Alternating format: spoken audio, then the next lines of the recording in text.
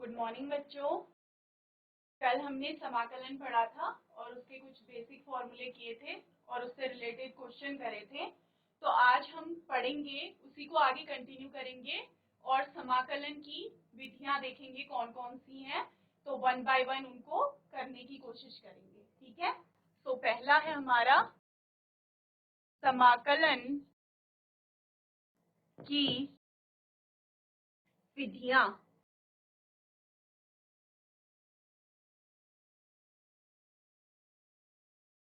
तो इस यूनिट में जो हम पढ़ने वाले हैं वो है, पहली जो मेथड है वो है प्रतिस्थापन विधि।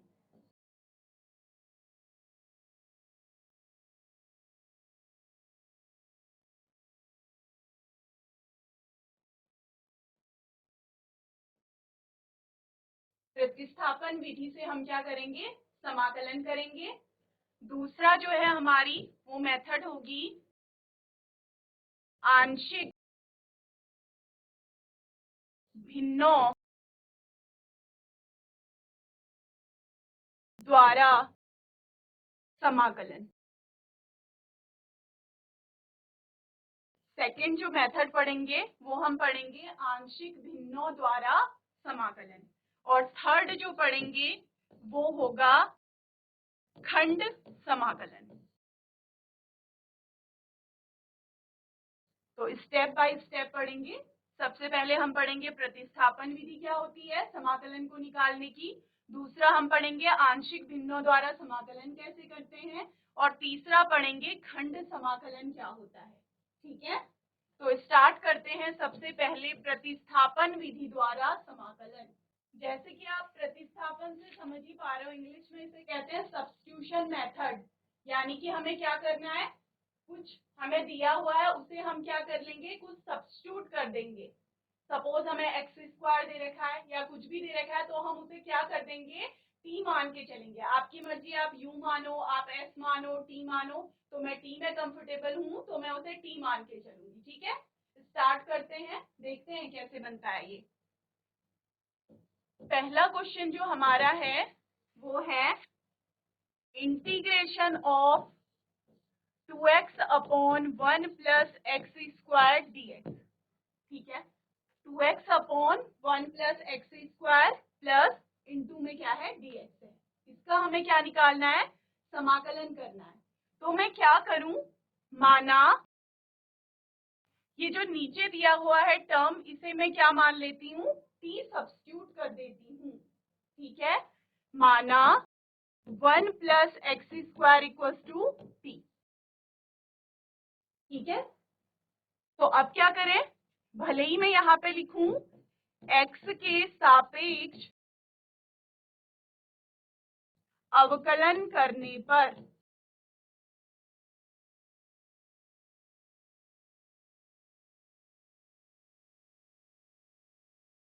क्या हो जाएगा।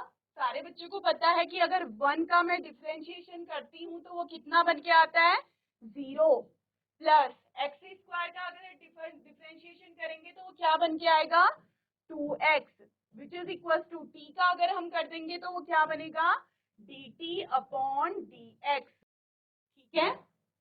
तो इसे क्या लिख सकते हैं, यहाँ पे मैं लिख रही हूँ 0 प्लस 2x, अगेन क्या हो गया 2x which is equal to dt upon क्या आ जाएगा dx। यहाँ पे 1 कर देते हैं, इसे क्या कर देंगे, क्रॉस मल्टीप्लाई कर देंगे। तो ये क्या बन जाएगा, 2x dx इक्वल टू क्या आ जाएगा, dt आ जाएगा। और आप यहाँ क्वेश्चन में देख पा रहे हो कि आपको 2x dx की वैल्यू चाहिए। तो यहाँ से 2x dx को क्या पुट कर देंगे, dt पुट कर देंगे। समझ में आ रहा है, which is equal to 2x dx को क्या पुट कर दूं, dt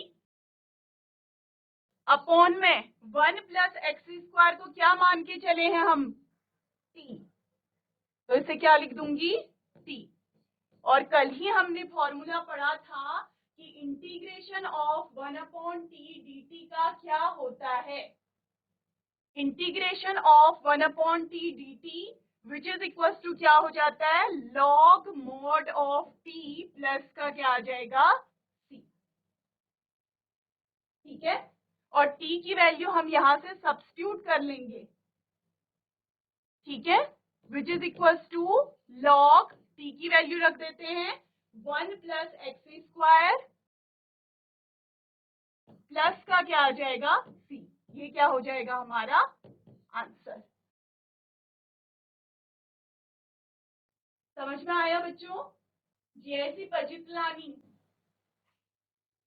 समझ में आया बच्चों? Hello ma'am, good morning. Good morning बच्चों, बताओ समझ में आया या नहीं आया? सब्स्टिट्यूशन मेथड क्या होती है, प्रतिस्थापन विधि। मैम एक बार रिपीट कर दो फिर से। दोबारा रिपीट करूं इसी क्वेश्चन को? Yes ma'am. ठीक है, तो दोबारा मैं समझा देती हूँ। बैठ जाइए बच्चों, दोबारा बता दे रही हूँ इस क्वेश्चन को। हमें क्वेश्चन दे रखा है 2x upon 1 plus x square dx, यही दे रखा है।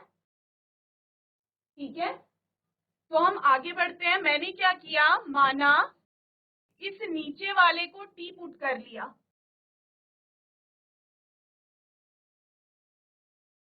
मैंने क्या किया, इस नीचे वाले को टी पुट कर लिया। ठीक है, क्या मान लिया कि 1 plus x square equals to t होगा। ठीक है, तो अब यहाँ पे क्या करते हैं, एक्स के सापेक्ष अवकलन करने पर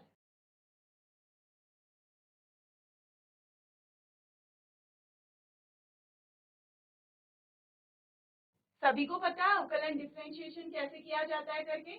अगर डिफरेंशिएशन में 1 का करूंगी तो वो क्या आ जाता है, 0। अगर मैं एक्स स्क्वायर का करती हूँ तो पावर कहाँ आती है, आगे, और एक्स की पावर 1 क्या हो जाती है, कम हो जाती है। समझ में आया? और अगर मैं यहाँ पे t का अवकलन करूं विथ रिस्पेक्ट टू x, तो x का टर्म तो है नहीं, तो डायरेक्ट यहाँ पे क्या बनेगा, dt अपॉन dx।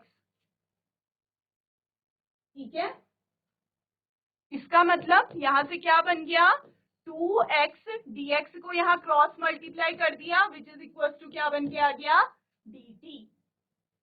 ठीक है, आप क्वेश्चन में देख पा रहे हो कि हमें 2x dx की जरूरत पड़ रही है। पढ़ रही है या नहीं पढ़ रही है? तो मैं क्या कर दूंगी, 2x dx का मान यहां से पुट कर दूंगी। 2x dx का मान यहाँ पे पुट करते हैं, जो कि हमें कितना निकल के आ रहा है, dt। और यहाँ पे क्या है, 1 प्लस एक्स स्क्वायर, इसे क्या माना हुआ है हमने, t। तो यहाँ पे क्या लिख देंगे, t। समझ में आया यहाँ तक? बताइए बच्चों, समझ में आ रहा है? जीआईसी पजिप्लानी आ रहा है समझ में? ठीक है, आगे बढ़ते हैं। और कल ही आपको इंटीग्रल का फॉर्मूला बताया था, क्या लिखा था, integration of 1 upon x D x which is equal to कितना होता है, log mode of x plus का सी। यहाँ पे डिफरेंस क्या है, एक्स की जगह टी ही तो है, बाकी सब तो सेम है। तो हमने क्या कर दिया, इसका फॉर्मूला क्या बन गया, log mode of t plus का क्या आ जाएगा, सी। अब आपको पता है t की वैल्यू क्या थी, t यहां से पुट कर दो, तो हमारा जो आंसर बना वो बना log mode of 1 plus x का स्क्वायर प्लस का c। आंसर निकल के आ गया हमारा। ठीक है, आगे बढ़े और प्रैक्टिस करेंगे तो और समझ में आ जाएगा, और आगे क्वेश्चन करते हैं, उससे आपको क्लियर हो जाएगा कि सब्स्टिट्यूशन मेथड क्या होती है करके।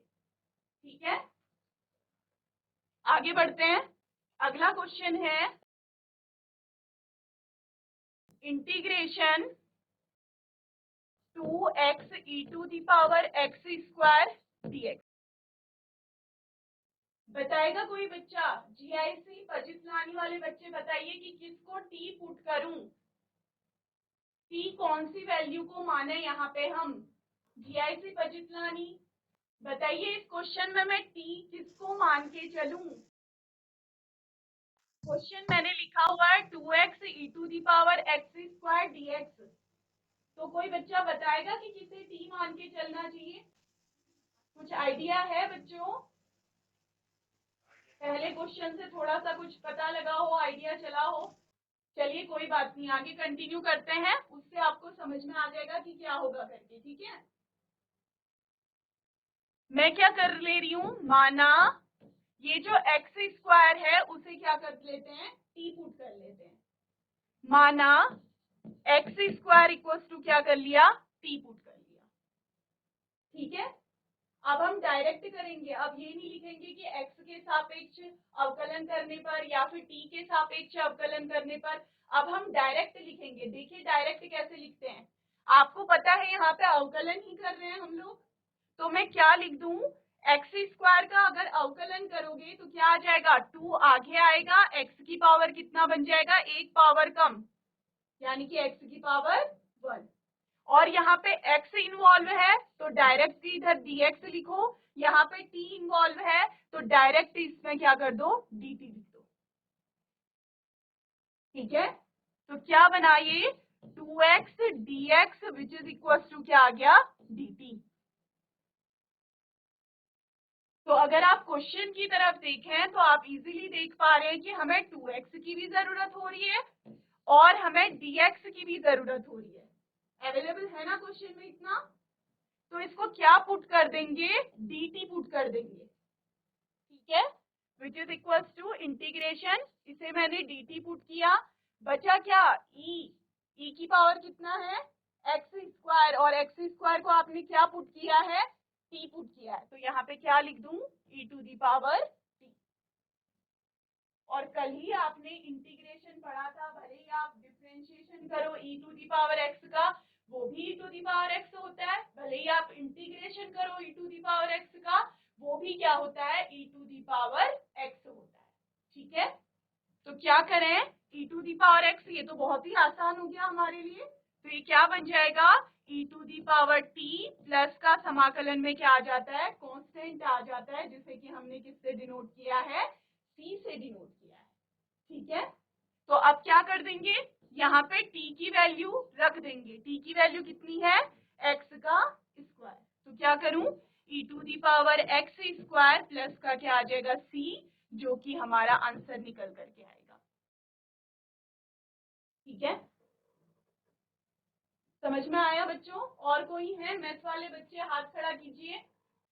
आया कुछ, माइक उठा करके बताइए, अगर है तो माइक अवेलेबल आपके पास, बताइए समझ में आया या नहीं आया। Yes ma'am. समझ में आया? Yes ma'am. तो ये बताओ कि हमने 2x को t क्यों नहीं माना, हमने x स्क्वायर को ही t क्यों माना? पता है इसका आंसर? अगर मैं आपसे पूछूं कि हमने 2x को ही क्यों t माना है, x स्क्वायर को ही क्यों t मान के चले हम? मैं ऐसा भी तो कर सकती थी, मैं ऐसा बोल देती, माना 2x which is equal to t। ऐसा क्यों नहीं बोला मैंने? क्योंकि इसमें हाँ बताओ बताओ, करके देखें, चलो इसे t मान के देखते हैं कि क्या होने वाला है करके इससे। ठीक है, कोशिश करें एक बार, क्या बन के आता है। ठीक है, बैठ जाओ बच्चों। तो अगर मैं 2x को क्या मान लेती हूँ, t मान लेती हूँ, तो क्या हो जाएगा, 2 तो हमारा कांस्टेंट है, तो विच इज इक्वल टू कितना आ जाएगा, यहाँ पे dx कर देंगे, यहाँ पे क्या आ जाएगा, dt आ जाएगा। क्लियर है? यानी कि ये क्या बनने वाला है, 2dx इक्वल टू dt। ठीक है, तो इससे हमारी कोई प्रॉब्लम सॉल्व हो पा रही है क्या? अगर आप क्वेश्चन की तरफ देखें तो इससे हमारी कोई प्रॉब्लम सॉल्व हो पा रही है? हमें किसकी वैल्यू मिल रही है, 2dx की। सपोज मुझे इस 2 की वैल्यू मिल चुकी है और dx की वैल्यू मिल चुकी है। ठीक है, तो मैं क्या लिख दूं, इंटीग्रेशन लिख दूंगी, 2dx की जगह dt आ जाएगा। उसके अलावा x बचा है हमारे पास और e to the power x square बचा है। तो इनकी जगह क्या लिखूं, ये तो और ज्यादा कठिन हमारे लिए बन चुका है। इसीलिए मैंने क्या किया, इस 2x को t नहीं माना है। t किसे माना है, x स्क्वायर को t माना है। क्यों? क्योंकि x स्क्वायर का जब हम डेरिवेटिव करेंगे, जब उसका डिफरेंशिएशन करेंगे, तो वो क्या बनने वाला है, कुछ ऐसा बन के आने वाला है जिससे कि हमारी आधी प्रॉब्लम सॉल्व हो जाएगी। हमें ऐसे फंक्शन को t मानना है जिसका डेरिवेटिव करके यहाँ पे हमें मिल जाए। अगर हमें यहाँ पे क्वेश्चन में मिल जाएगा तो हमारे लिए क्वेश्चन का आंसर निकालना बहुत आसान हो जाएगा। ठीक है, समझ में आया बच्चों? तो x स्क्वायर को t मानेंगे और 2x को t नहीं मानेंगे, क्योंकि इससे हमारा क्या हो जाएगा, कॉम्प्लिकेशन बढ़ जाएगी और इससे क्या हो जाएगा, तरीका बिल्कुल क्या कर देगा, वो आसान बना देगा। ठीक है, आगे करते हैं क्वेश्चन। आपको और अच्छे से समझ में आ जाएगा कि किसे टी मानना है। अगर प्रैक्टिस करोगे तो आपको खुद से पता चल जाएगा कि किसे टी मानने से आंसर निकलने वाला है। किसको टी मानूं, किसका डिफरेंशिएशन करूं कि ऊपर हमारा आसानी से कट जाए।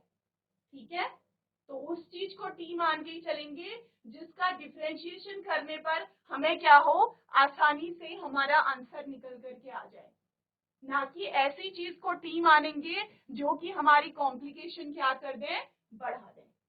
ठीक है, आगे बढ़ते हैं और क्वेश्चन करते हैं। आपको पूरी तरीके से क्लियर हो जाएगा कि प्रतिस्थापन विधि द्वारा समाकलन कैसे किया जाता है। ठीक है, अभी तो ये बेसिक क्वेश्चन है, आगे हम इसका हायर लेवल भी करेंगे, बट पहले आप लोग अच्छे से इस चीज को समझ लीजिए कि किस चीज को टी माना जाता है। ठीक है, आगे बढ़ते हैं बच्चों।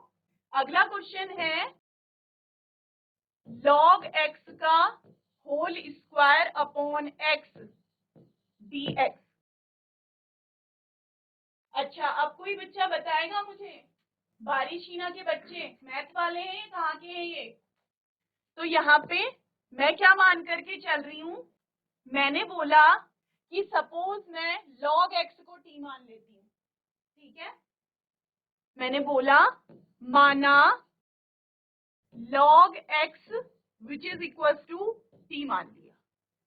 ठीक है, इतना तो समझ में आ गया होगा कि मैंने log x को क्या सब्स्टिट्यूट कर दिया, t सब्स्टिट्यूट कर दिया। ठीक है, तो log x का सभी को पता है डिफरेंशिएशन क्या होता है, 1 अपॉन x। सारे बच्चों ने पढ़ रखा है, ये मैंने लिखाया भी था, अगर किसी को पुरानी क्लास का अपना याद नहीं है तो log x का डिफरेंशिएशन क्या होता है, 1 अपॉन x। तो अब मैंने क्या कहा था, ये न लिख करके कि x के सापेक्ष अवकलन करने पर मैं डायरेक्ट करूंगी, यहाँ पे x का टर्म इन्वॉल्व है तो इधर पे क्या लिख दूंगी, dx। यहाँ पे t का टर्म इन्वॉल्व है तो यहाँ पे डायरेक्ट क्या लिख दूंगी, dt। क्लियर है? तो आगे देखें, क्वेश्चन में हमें किस चीज की जरूरत पड़ रही है, यहाँ तो 1 अपॉन x क्या आ गया, dx आ चुका है। क्वेश्चन में अगर आप देखोगे तो क्वेश्चन में भी क्या बन रहा है, 1 अपॉन एक्स बन रहा है और क्या बन रहा है, dx बन रहा है। ठीक है, इसे मैं ऐसे लिख सकती हूँ, which is equal to 1 upon x log x का होल स्क्वायर और ये क्या बन जाएगा, dx। क्लियर है? तो यहाँ से 1/x dx की वैल्यू कितनी है, dt, which is equal to क्या आ जाएगा, यहाँ पे क्या कर दूं, dt। और log x को हम क्या मान के चले हैं, t मान के चले हैं, तो t इसका क्या बन जाएगा, स्क्वायर। ठीक है, अब सभी को पता है, हमने पढ़ा है फॉर्मूला इंटीग्रेशन ऑफ x की पावर n dx। क्या होता है इसका फॉर्मूला, एक पावर ऐड हो जाती है और वही क्या आ जाती है, पावर उसके डिवाइड में आ जाती है। करेक्ट? तो ये क्या बनने वाला है, x की पावर n+1 अपॉन में क्या आ जाएगा, n+1 प्लस का इंटीग्रेशन जब भी करें तो कांस्टेंट c को याद रखें। ठीक है, तो क्या बन जाएगा, x की power n+1 upon n+1 plus का क्या बनेगा, c बनेगा। तो वही यहाँ पे अप्लाई कर लेते हैं, क्या आ जाएगा, t की पावर 2+1 अपॉन में क्या आ जाएगा, 2+1 प्लस का क्या आ जाएगा, c। ठीक है, 2 + 1 कितना होता है 3, तो यहाँ क्या लिख दूं t का क्यूब अपॉन 3 प्लस का क्या आ जाएगा, अगेन आंसर आपको किस में निकालना है, x में निकालना पड़ता है, तो यहाँ से क्या कर दो t की वैल्यू यहाँ पे पुट कर दो, तो क्या कर देंगे t की जगह log x का होल क्यूब अपॉन 3 प्लस का c, ये क्या हो गया आंसर। जीआईसी बाग वाला समझ में आया बच्चों? Yes ma'am. समझ में आया? ठीक है, तो ये बताइए कि मैंने यहाँ पे 1/x को t क्यों नहीं माना? बट मैंने बोला कि मैंने 1/x को t क्यों नहीं माना, यहाँ पे मैं log x को ही t मान के चल रही हूँ, ये तो क्लियर है, इससे हमने आंसर निकाल दिया है। अब मेरा क्वेश्चन है कि मैं 1/x को भी तो t मान सकती थी, उसे क्यों नहीं माना t, क्यों नहीं माना होगा, आंसर दीजिए। नहीं आ रहा है समझ में? चलो कोई बात नहीं, बैठ जाओ, मैं बताती हूँ कि क्यों नहीं माना है हमने 1/x को t, ठीक है। अगर मैं क्या कर लेती, माना 1/x = t मान लेती, ठीक हो गया, 1/x को क्या मान लेती, अगर मैं t मान लेती, अगेन मुझे क्या करना पड़ता, डिफरेंशिएशन करना पड़ता, विथ रिस्पेक्ट टू x करो या फिर विथ रिस्पेक्ट टू t करो, आंसर क्या आने वाला है, एक ही आने वाला है, ठीक है। या आप x के सापेक्ष डिफरेंशिएशन कीजिए या फिर t के सापेक्ष डिफरेंशिएशन कीजिए, ठीक है। तो यहाँ पे क्या आ जाता, x की power -1 which is equal to t, यही आने वाला है, क्योंकि और तो कोई ऐसा तरीका है नहीं। तो क्या बनता यहाँ पे, अगर मैं x के सापेक्ष इसका अवकलन करूंगी तो क्या हो जाता, अवकलन का सीधा सीधा तरीका है, माई पावर क्या होती है आगे आती है और एक पावर क्या हो जाती है कम हो जाती है, तो -1 आगे आता, x की पावर क्या हो जाती -2 dx which is equal to क्या आ जाता dt आ जाता, ठीक है। इसे मैं यहाँ पे लिख दे रही हूँ, तो ये क्या बनता, -1/x² dx is equal to dt, clear है। ये हमारा बन के आ जाता अगर मैं किसको t मानती, 1/x = t करती तो, ठीक है। इससे हमारी कौन सी प्रॉब्लम, 1/x² आ जा रहा है, क्या क्वेश्चन में कहीं पे भी आपको 1/x² दिखाई दे रहा है,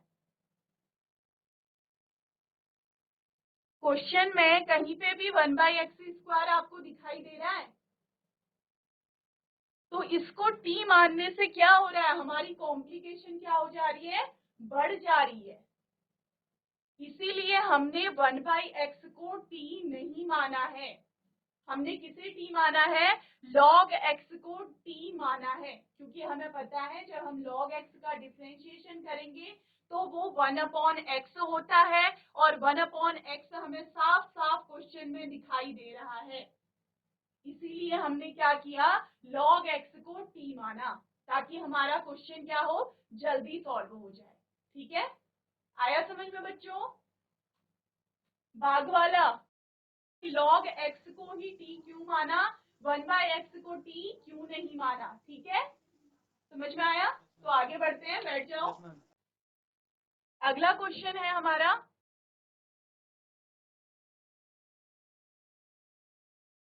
इंटीग्रल आपको करना है किसका, 1/x + x log x dx।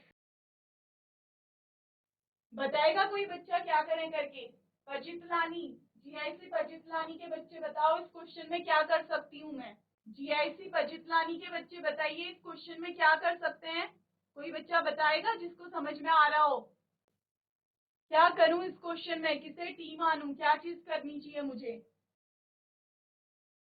Ma'am log x को t मानिए।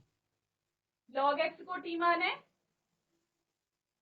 उससे पहले मैं ऐसा ना कर लूं कि x नीचे वाले में से कॉमन ले लूं, ले सकती हूँ या नहीं ले सकती हूँ? यस ले मैम। सकती हूँ ना, x यहाँ पे भी दिखाई दे रहा है, x यहाँ पे भी दिखाई दे रहा है, तो क्या कर लूं, नीचे से क्या कर लूं, x क्या कर लें, कॉमन ले लेते हैं, ले लें कॉमन, ठीक है। चलिए बैठ जाओ बच्चों, वेरी गुड।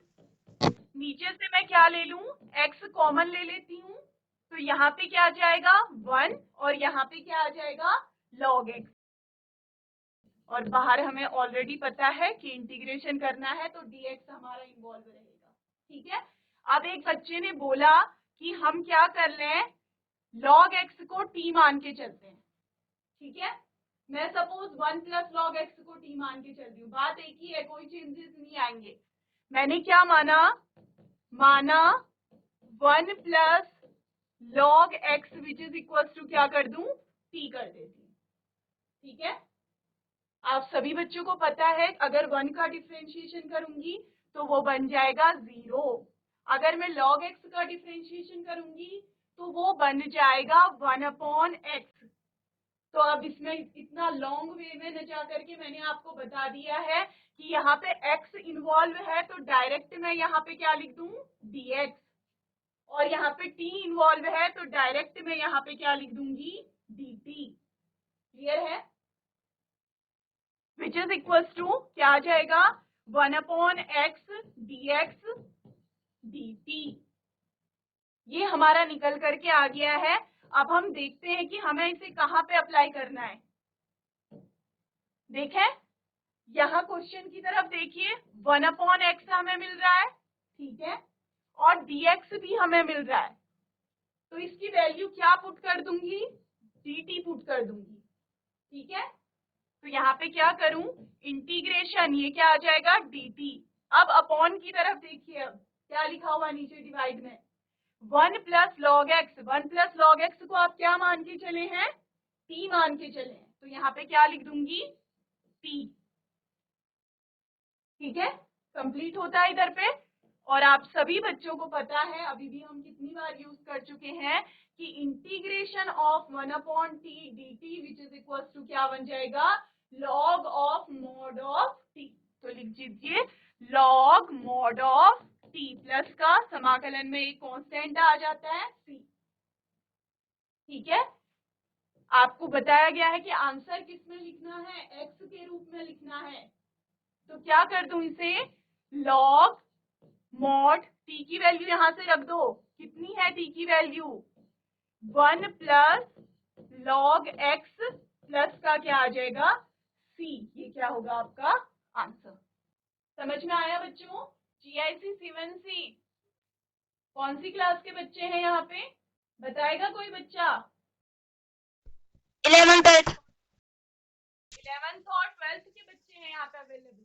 तो समझ में आया कि कैसे निकाला हम लोगों ने। Yes ma'am.